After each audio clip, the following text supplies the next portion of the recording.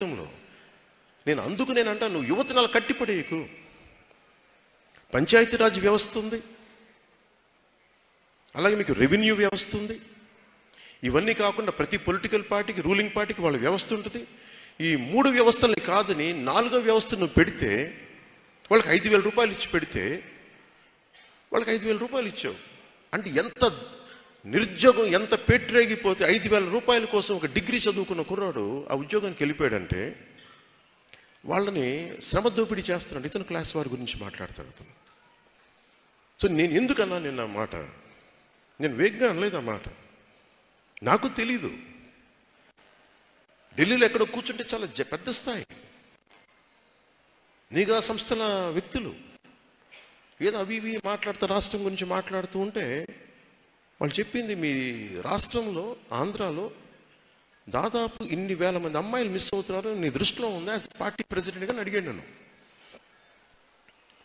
నాకు అంత డేటా తెలీదు, మిస్ అవుతుంటారు కదా. లేదు నేను డేటా చెప్తే నాకు మతిపోయి తల తిరిగిపోయింది. నాకు ఎందువల్ల అన్నాను, ఇది నక్సెస్ ఉంది మీ ప్రభుత్వానికి, ఇందులో ప్రభుత్వంలో పనిచేసే కొంతమందికి. నేను అందరిని బ్లేమ్ చేయట్లా, వాళ్ళు కూడా ఇదే చెప్పాను.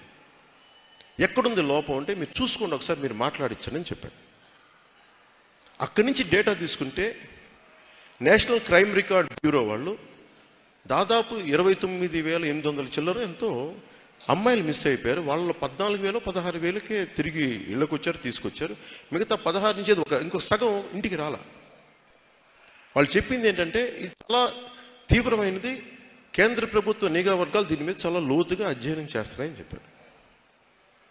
సో నేను ఎందుకు ఆ మాట చెప్పానంటే, వాళ్ళు ఇచ్చిన ఎక్స్ట్రా డేటా నేను చెప్పట్లేదు మీకు, ఎందుకు ఉంది అని చెప్పడానికి. మీరు ఇంతమంది ఆడపడుచులు ఉన్నారు ఇక్కడ,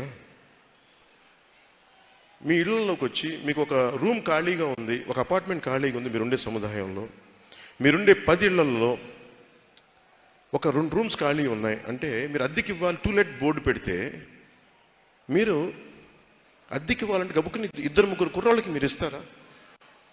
భయపడతారు కదా. అంటే ఏమో మాకు ఆడపిల్లలు ఉన్నారు, మా అమ్మ వాళ్ళు ఉన్నారు అంటే ఎన్ని చెక్ చేస్తారు మీరు?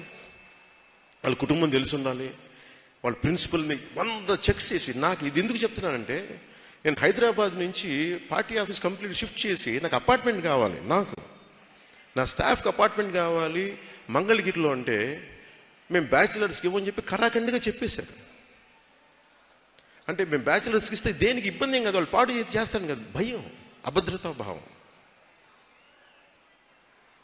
దీనికే ఎంత ఉంటే ప్రతి గ్రామంలో 10 మంది యువత, మీరు ఇంతకుముందు ఎప్పుడన్నా చూసారా?